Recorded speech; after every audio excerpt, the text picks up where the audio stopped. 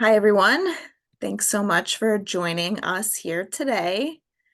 For those of you who don't know me, my name is Caitlin Clarkson Pereira, and I am the Executive Director of GVPedia. Today is what I would call a special day for us. We are grateful to have you all here so that we can review the data visualization tool with you, which, if you've been following along the GVPedia journey over the past 6 years, you know that it's something that we've been talking about for quite a while. And it's gone through various iterations and we've made some tweaks to it, but it is live and it is well, and people are using it, which is fantastic. We did a soft rollout of it in December. So some of you had an opportunity to play around with it at the Center for American Progress conference in DC. And then we officially released it a couple weeks ago. So today's GVPedia Explains is typical of our usual GVPedia Explains, and the fact that Devin will give a presentation, show you how the tool can be utilized, and we will have an opportunity for questions. And we want you to think creatively about how you can use the tool. But we also hope this will be sort of a casual setting.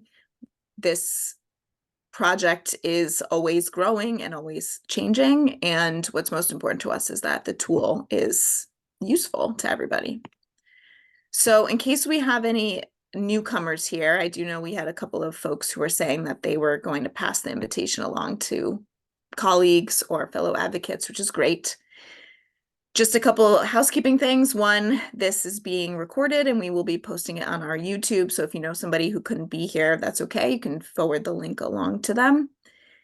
And in a moment, I'm going to introduce Devin, who is the founder of GVPedia. But just to give you a bit of details about who we are, GVPedia is a comprehensive resource providing public access to our gun study database, which is the largest in existence. Currently, we are at over 2,300 academic studies.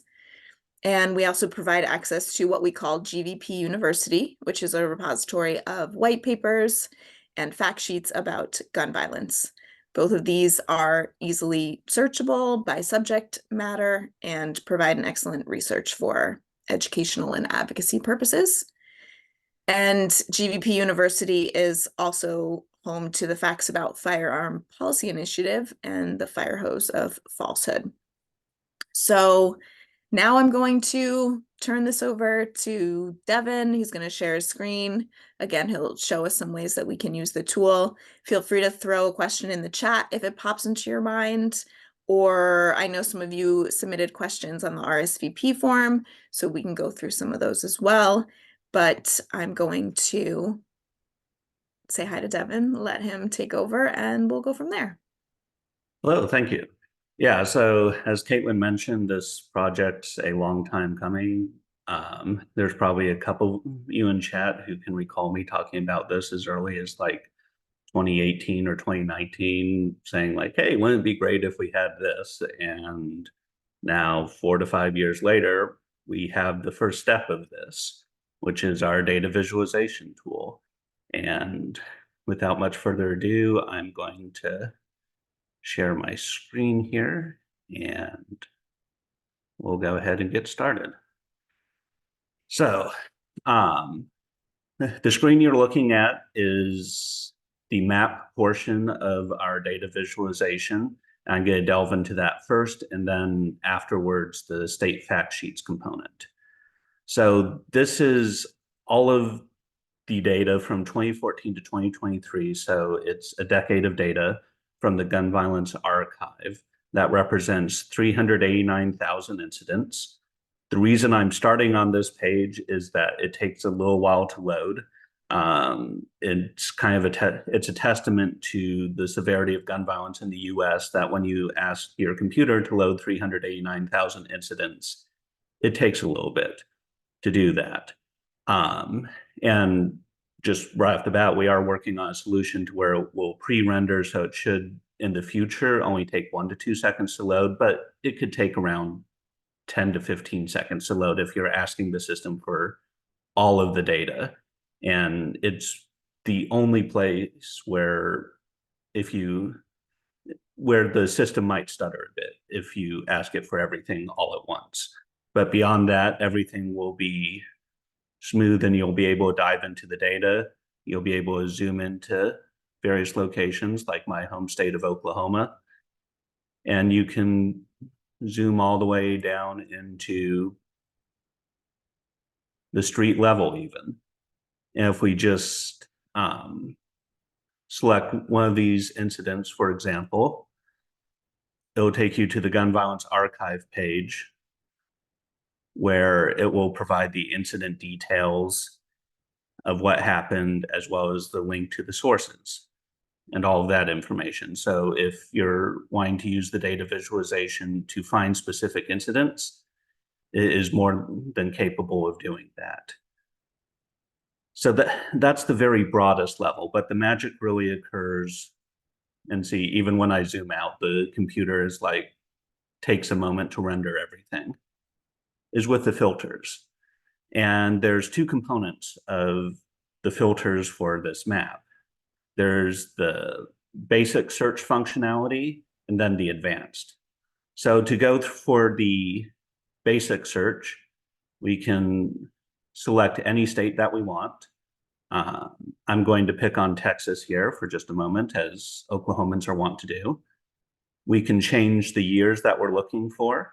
So this is currently from 2014 to 2023. We can say put it to 2018 to 2023. And then we can also look at various types of shootings, ranging from unintentional shootings, whether an assault weapon was involved, a bar club incident, child involved incident, all the way down to a workplace shooting. I'm going to keep it on any type of shooting for the moment, but we will drill down even further. I'll save the search.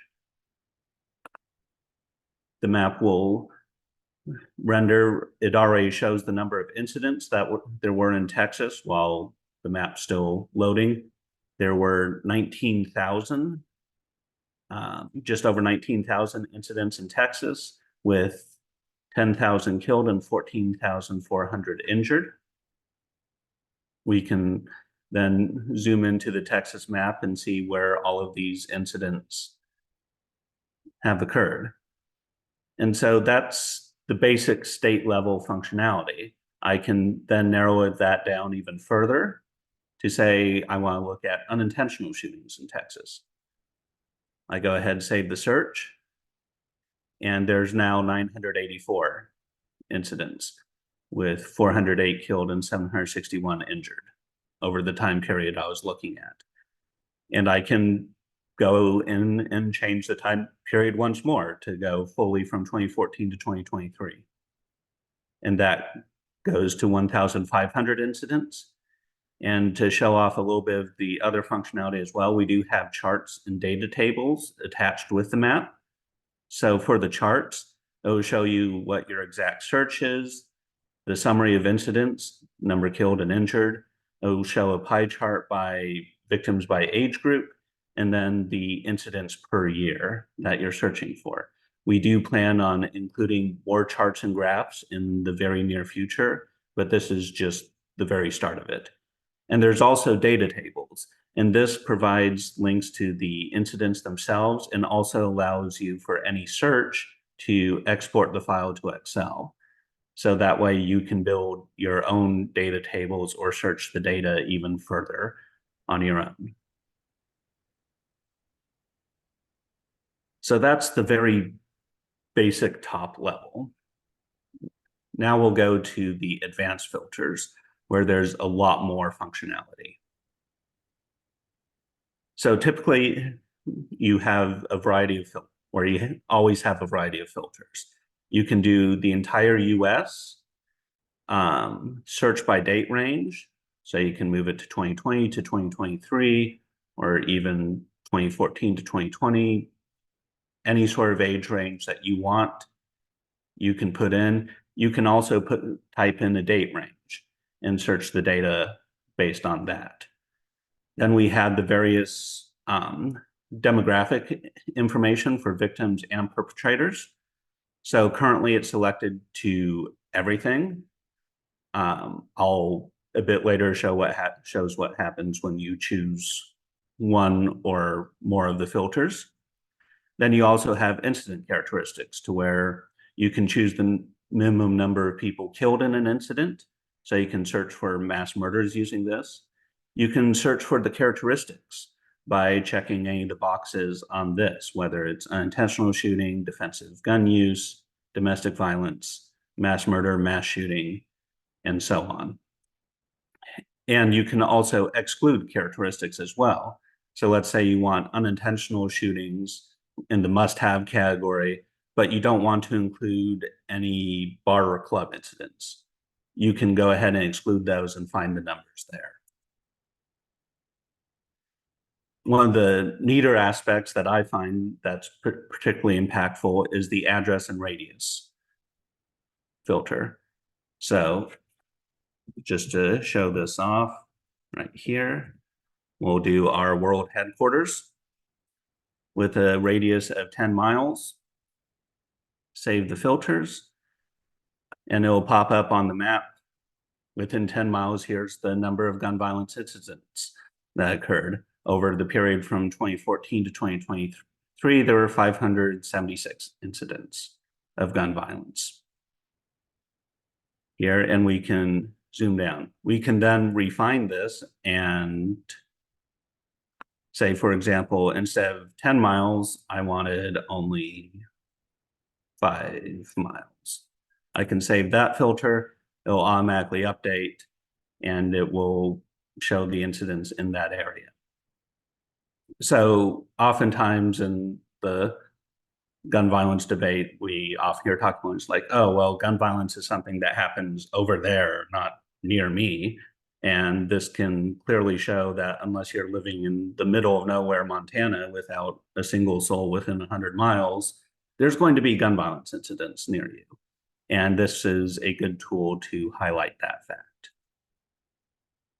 Another thing that you can do with this is rather than address and radius, you can look at the state again. You can also go into US congressional districts. So I'm going to pick on Oklahoma because I actually know what the congressional districts are here. And I'm going to look at Oklahoma Congressional District 5 from 2014 to 2022. I can save those filters. Currently, the map zooms all the way out because we're trying to figure out how best to highlight the area around congressional districts.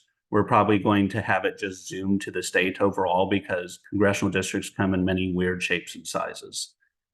But with that note, we can see here kind of the rough contours of Oklahoma Congressional District 5 based off of the gun violence incidents that occur there. And an important note with the congressional district is that we're using the most recent map and then applying that backwards. So we're not trying to keep up with the gerrymandering of past districts and such and trying to show it based off of the historical lines, but where the congressional district is now. And because people don't move congressional districts whenever the congressional map changes, they stay in the same neighborhoods and suffer the same amount of gun violence. And so we're using the most recent congressional district data and then applying that historically. So we have that for US congressional districts. We can also go even further and go into state house districts and state senate districts. To be honest, I had to Google these for Oklahoma as I wasn't quite certain what the numbers represented.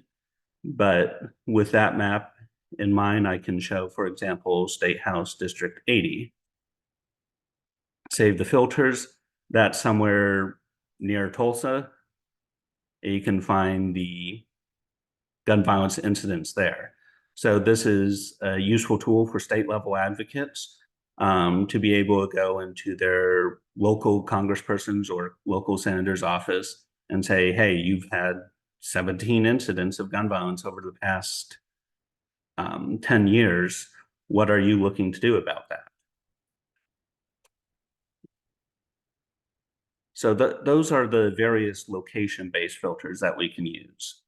I'm going to move back to state real quick and again focus on Oklahoma. And if you want me to highlight your state later, I am more than willing to do so during the question and answer. But let's move to the victims category. And instead of having any age group, we'll instead do ages 0 to 17 here. I can save those filters, and it will show in Oklahoma that there have been 403 incidents of gun violence with children and teens under the age of 17, and with 237 killed and 370 injured. I can then narrow this down to, instead of any gender, put female children and teens.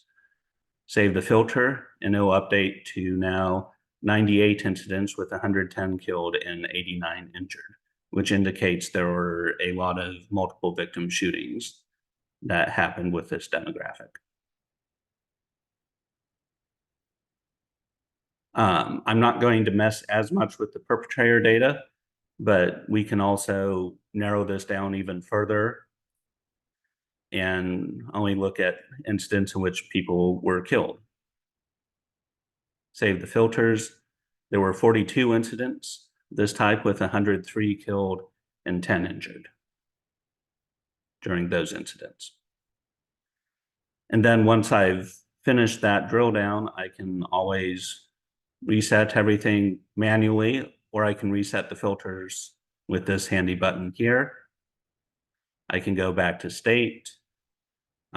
Let's go back to Texas again and say, for example, I want to look at incidents of unintentional shootings in Texas. Click that, save the filter, and find that there were 517 incidents in that case. So hopefully that provides a good overview of what the map can do. And if you have any specific questions, I'm more than willing to dive further into further components of the map. Now I'm going to want to take a look at state fact sheets. So these state fact sheets are based off the category of type of shooting, the state in which they occurred, or the entire US, and the date range. So for example, let me just go ahead and pop up the entire US for a moment. The state fact sheets load automatically because all the data is pre-rendered. On the very first page, it describes GVPedia itself, the data visualization project using gun violence archive data, Gifford's Law Center grading system, and then basic definitions that Gun Violence Archive uses. This is going to be any type of shooting, not including suicides, because Gun Violence Archive does not track suicides due to HIPAA rules and just government regulations overall. And also many suicides are not reported to police departments or in the media. So any type of shooting, not including suicides in the US from 2014 to 2023. We have a chart here showing the number of shootings, deaths, casualties, as well as the per capita rates. Shows the shootings by type. Many of them are unclassified simply because they don't fall neatly into any of the other categories. One of the primary drivers of gun violence are argument-based incidents. And so that's going to fall under unclassified rather than the others. We also have the pie charts showing the shooting victims by age, by gender, and then chart showing over the years how gun violence has changed, as well as the deaths or injuries. You can also take this and save as a PDF. And if I click on that, the PDF will go ahead and load, and you'll have the entire data set ready to print out.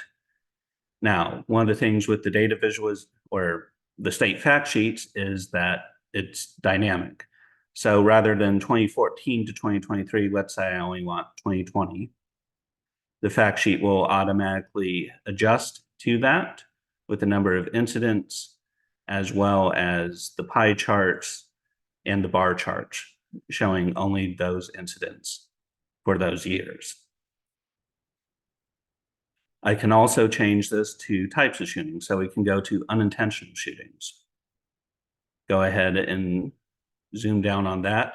Here it will show a couple charts showing the unintentional shootings versus all incidents of gun violence. This is unintentional shootings by type, so those that are already labeled as unintentional, and then where else they're included. We have unintentional shooting victims by age, by gender, and then by year again. And we can do this for any state as well. So if we go to Texas, it will automatically populate with Texas now. It will show Texas unintentional shootings, all incidents, and also the Giffords Law ratings by year for that state and where they ranked versus the other states. And then it provides the same sort of charts. So for the state-based fact sheets, you can do it but for any state, for any period of years, for any category of shooting that you want to look at. And it provides basically those charts and graphs, which then you're free to use in your own work. And so this overall is the initial stage of the data visualization. It's taken several years to get here, but this is only the first step. Right now, we're just using gun violence archive data, but we plan on including CDC data, implementing more data on laws and how that impacts gun violence, and any other data set that we can get our hands on will basically plug into the system. And the end goal is to create a GVPedia AI of sorts, where you can ask GVPedia a question. Say, okay, GVPedia, tell me about unintentional shootings in Texas, in this case. And so the AI will automatically search the map for you. So you'll be able to pull up the gun violence archive data on that. It will also provide the studies on unintentional shootings in our database, any white papers and fact sheets that we've done on unintentional shootings, and basically package the resources for you. And so while I definitely recognize that other organizations do have data visualization tools, what's going to make GVPedia unique is the integration of this data visualization tool along with other data packages, and also being able and willing to send people to other sites. So if you have questions about gun laws, we'll send you to the academic research on that. We'll send you to Giffords or other organizations that are more focused on that work. And basically to where any sort of question you come to GVPedia with, either we'll have the answer or we'll know who does have the answer and be able to direct people to that resource. But right now, that's going like 3, 4, 5 years in the future. Right now, we have this tool that's hopefully helpful for your advocacy, and I'm going to open it up to any and all questions, and we'll go from there. Thank you. Devin, there's a couple questions in the chat. You just mentioned that the data is from the Gun Violence Archive. So there was a couple questions related to where the data comes from. So Gun Violence Archive. Yes. And Carrie wants to know, can you specify multiple crimes? For example, robbery and sexual assault. Yes. So let's go to the map real quick. Go to filters, advanced. We'll do Texas to make sure the system doesn't implode. We'll remove that characteristic. And this is going to be, I believe it needs to have both. So let's say,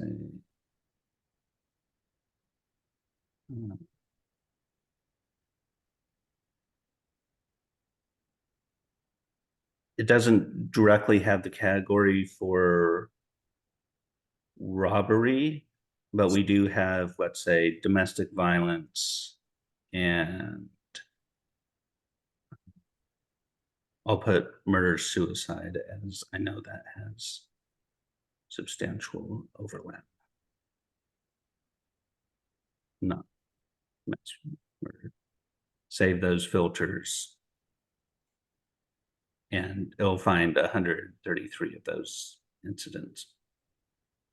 And so for the categories that we do have that are provided by the Gun Violence Archive, you can search for multiple categories.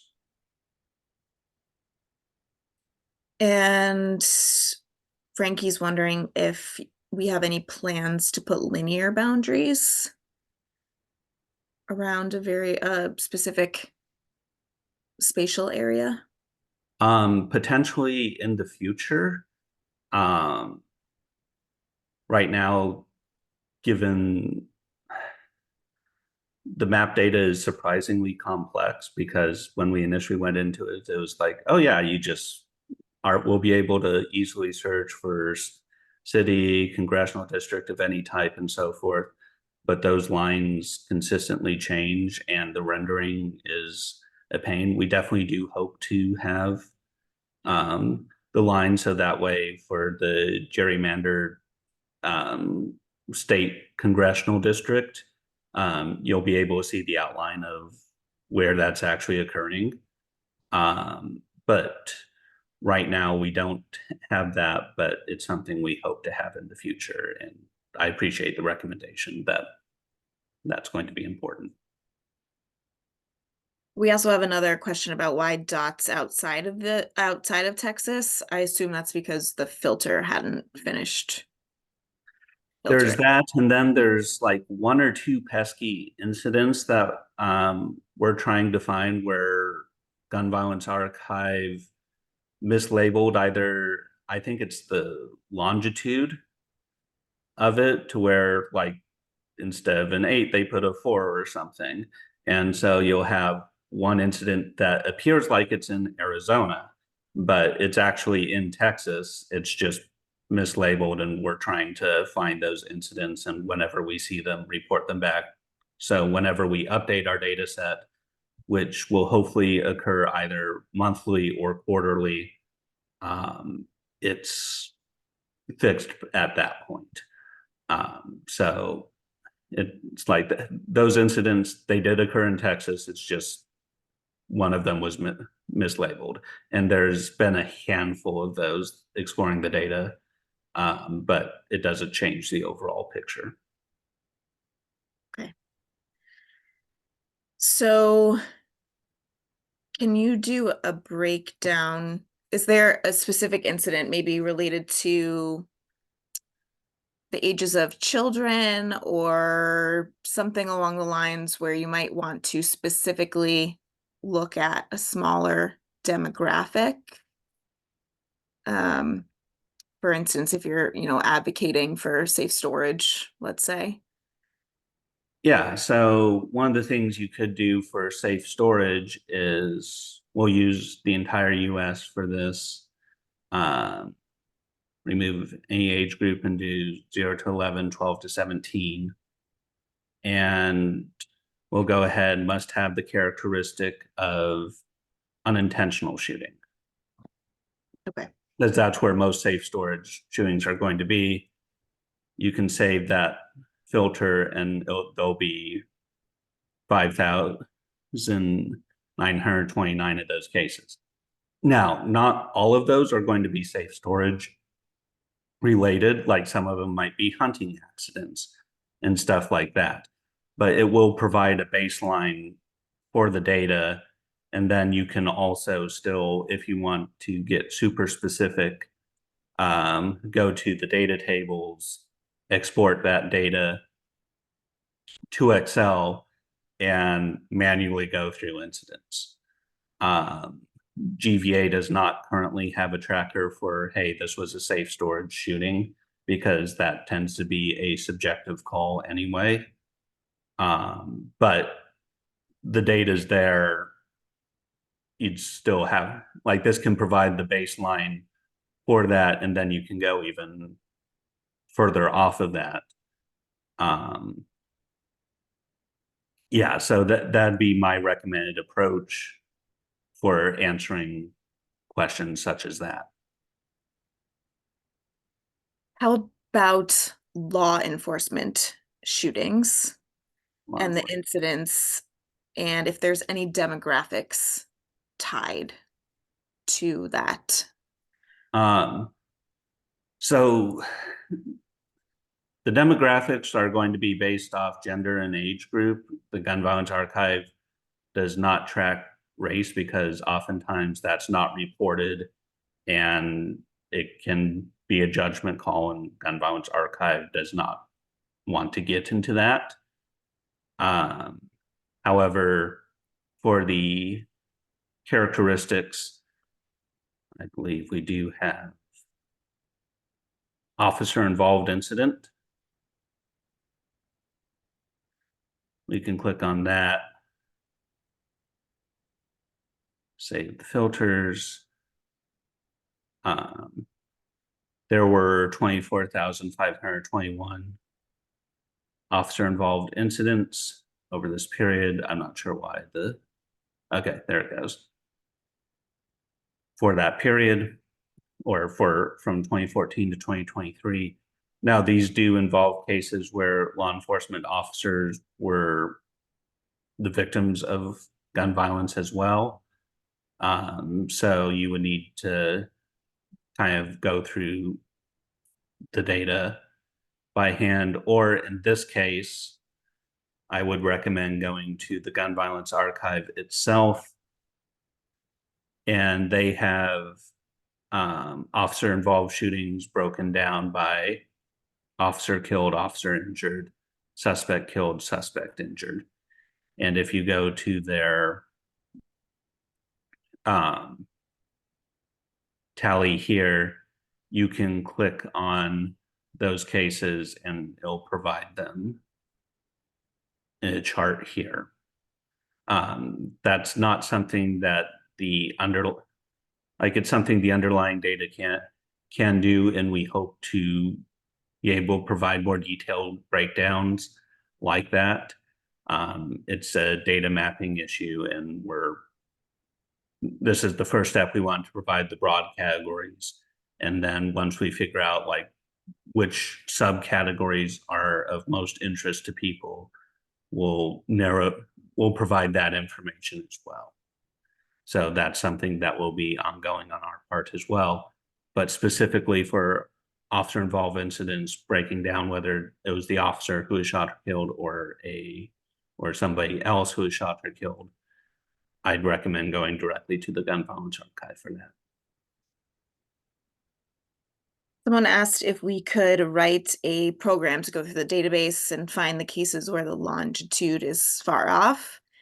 That would probably be something that Gun Violence Archive would have to do. And I certainly can't, but our programmer could probably work on that. But Devin, I'll let you go into a little more detail on that. Yeah, we do have a full-time, well, not full-time, we're all part-time. Here, GVPedia is a small organization with a smaller budget. Yeah. Um, and we do have a developer working on this, and I can certainly ask if there's some automated form where he can find those incidents.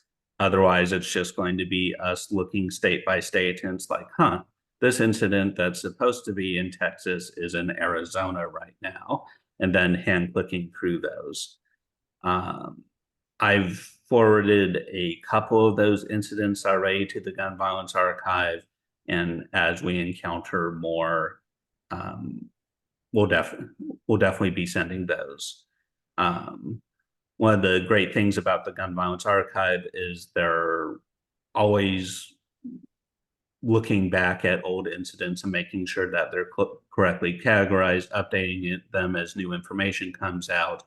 And if there's cases where something's off by a longitude, they tend to be relatively quick to correct that. And then that will show up the next time we update the data. Um, we set up this data system to where it's not a direct API. So that way, whenever somebody asks for all the data, it's not blowing up both our websites, just ours. And um, it also allows us to pre-render some stuff to make things a smoother experience. But the trade-off for that is we will only be updating once every month or once every quarter as we have that settled. Um, Currently, our data goes just to the very end of 2023, and we're trying to make sure that any remaining small bugs or data anomalies are fixed so that way when next we update, that's all going to be corrected and will likely next update at the end of March. We have a question asking us if this will be a free resource, and the answer is yes. Devin founded GVPedia on a variety of principles, but one of the most important was access. And so that's why we have the database of all of the studies, and we have the white papers, and there are no paywalls. We're not throwing a bunch of advertisements out there or anything like that. We want to make sure that when people come to our website, they know, hey, this is something that's available and I don't have to pay for it. With Yeah. that said, it's not cheap to keep something like this up and running. And so we would like to expand it in different ways, like Tevin touched on before.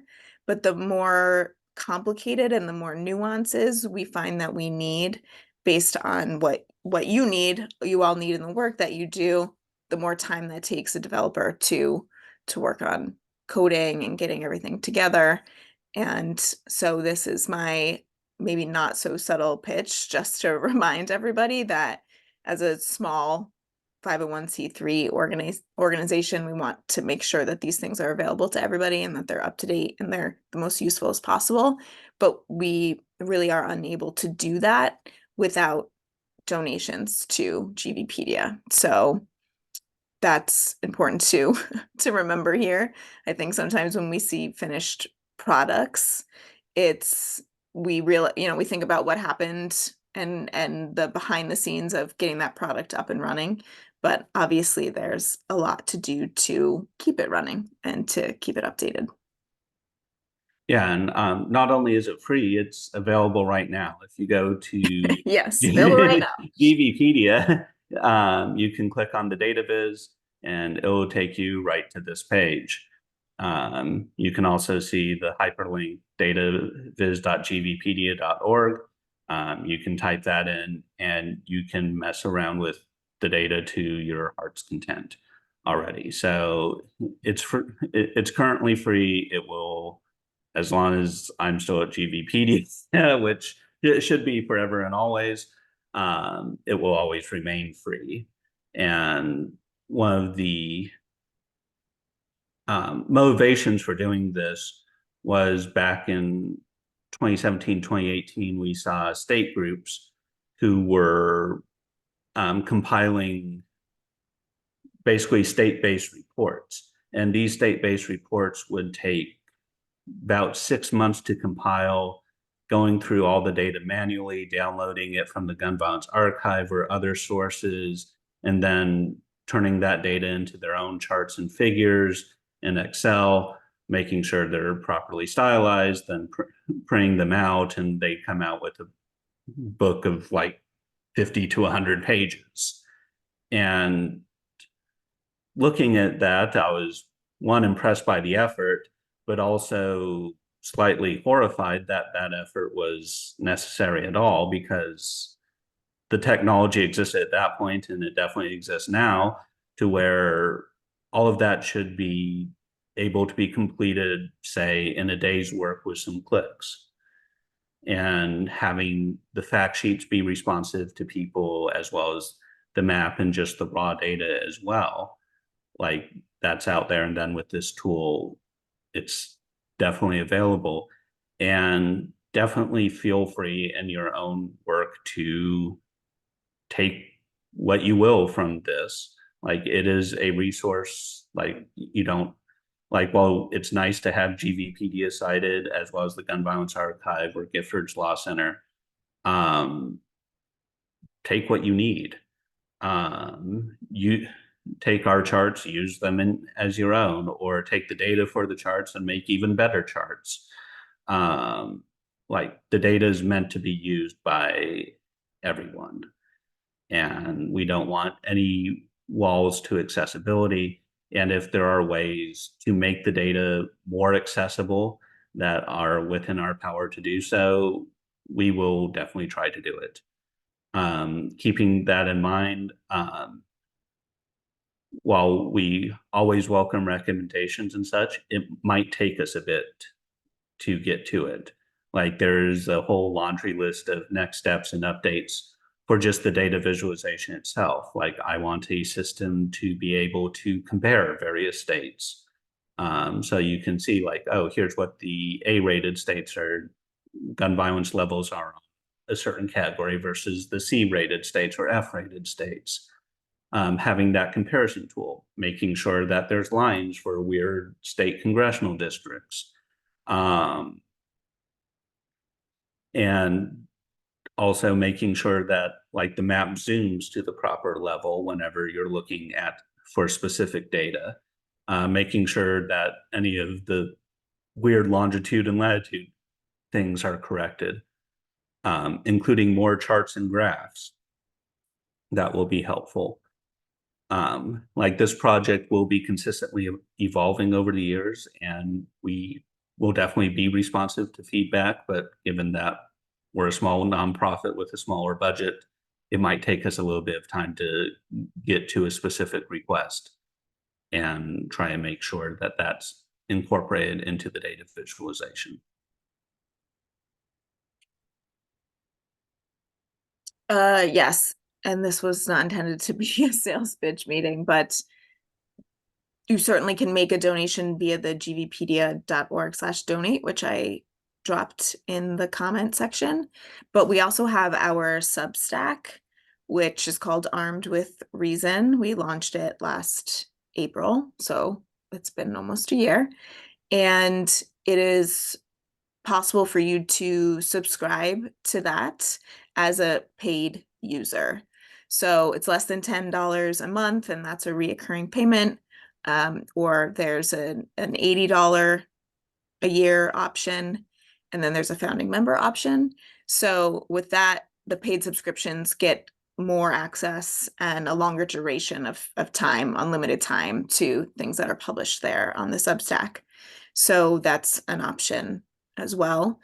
We also have our podcast called Armed with Reason, and it goes out through our Substack, and it's also on Spotify and YouTube.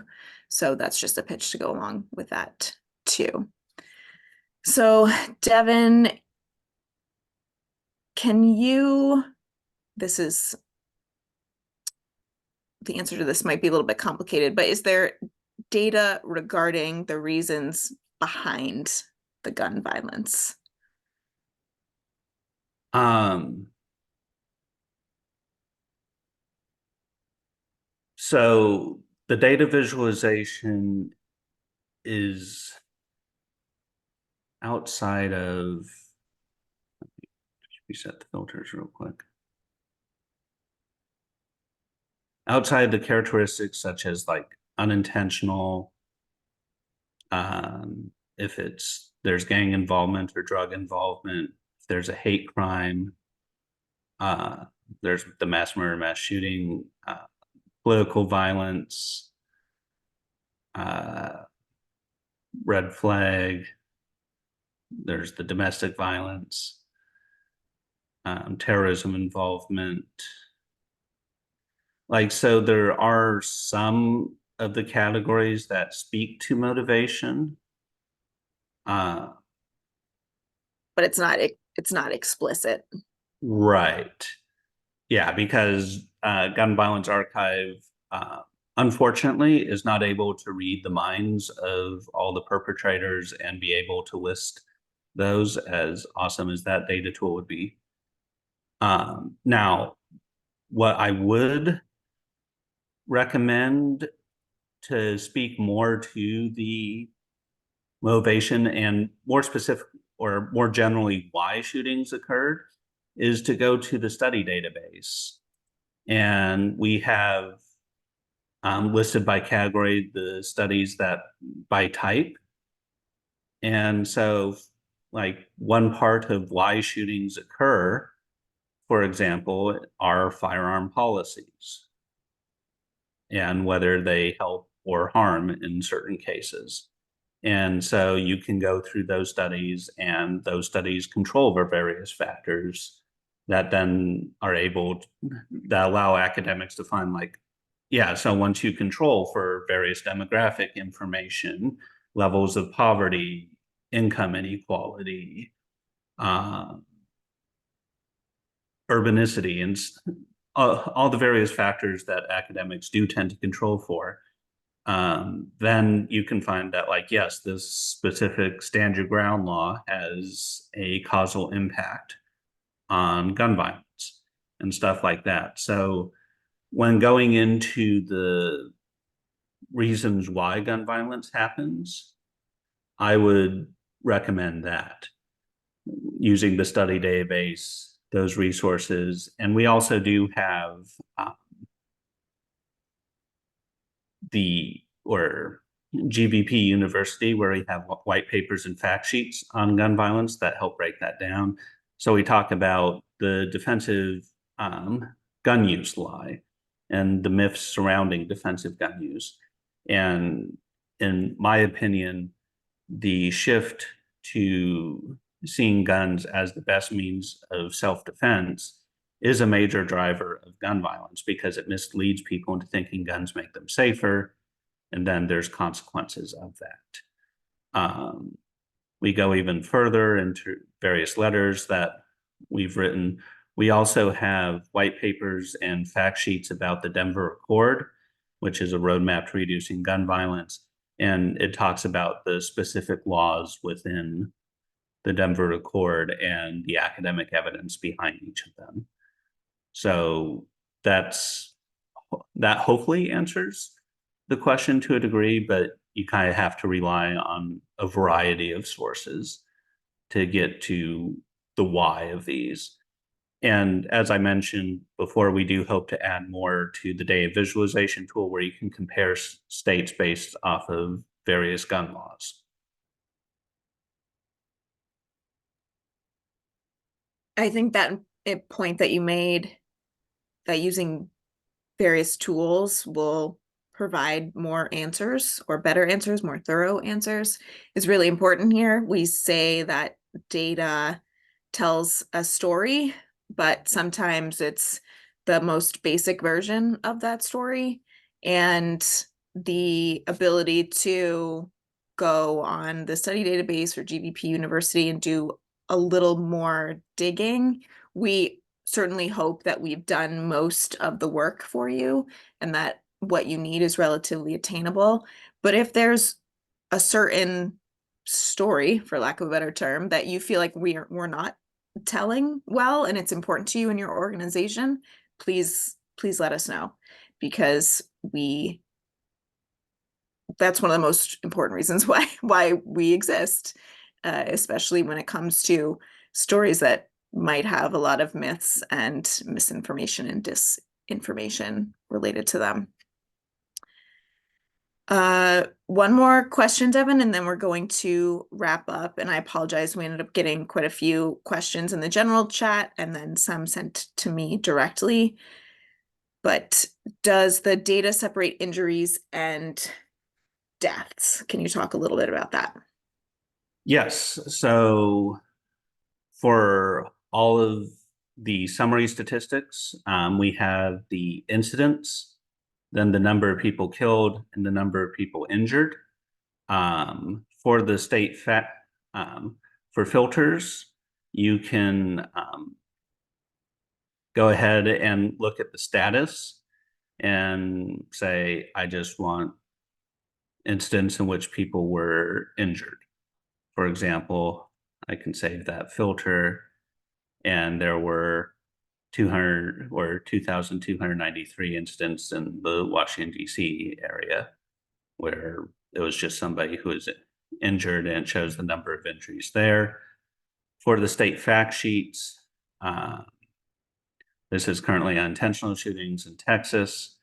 If we go all the way down, it will show the number of injuries and the number of deaths by year broken out. So we try and make sure to have both of those.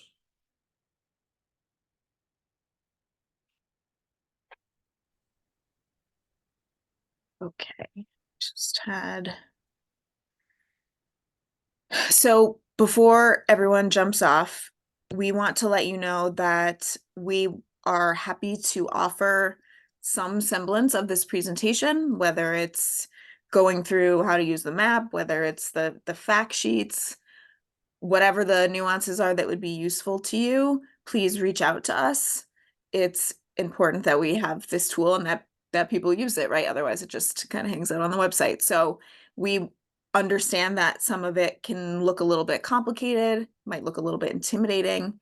So we can certainly organize a time with an individual, with a group of people, with an organization, with elected officials, with staffers, which whatever it might be, and go through some of the individual pieces here. That is, I think, something, especially when it comes to specific pieces of legislation, will be important. That was something we were talking about. I'm here in Connecticut. We were talking about community violence intervention, the funding for that, and how important it is not only to initially get the funding, but the fact that you have to ask for it over and over and over again. And simply by looking at the map, right, you don't need any numbers, you don't need any other details other than just looking at the dots to see the vast difference, staggering difference between some of our suburban communities and some of our cities. And that is certainly not unique to Connecticut. So we know sometimes in the lobbying world that visuals are the most effective. And so like here's Devin pulling up the map of Connecticut. So like Devin, if you want to zoom in a little bit closer on Fairfield, and any incident that's in Fairfield that's happened over the past 10 years, I can tell you about, right? I remember hearing about it in the news, the media covered it. There were press releases put out by the police department, elected officials made statements about it. And then you can see Bridgeport right next door. So the difference, again, does not need to be stated in any other way than simply looking at the dots. So if there are specific efforts that you are lobbying for and you want help, even just as simply as pulling out a map like this, we can certainly help you with that and empower you to have the ability to look for these sorts of visual examples and for other things as well. All right, Devin, any final thoughts that you would like to leave everyone with today? Just thank you for attending. And as Caitlin mentioned, if you know of a group or organization that would find this information useful, please spread the word about it. And we're also happy to provide basically a tutorial on how to use this. And if you haven't already, please do subscribe to our Armed with Reason Substack. And thank you for being here. We do have a couple tutorials on our YouTube channel already, but we understand that they might not answer the specific questions that you may have, but you certainly can check those out.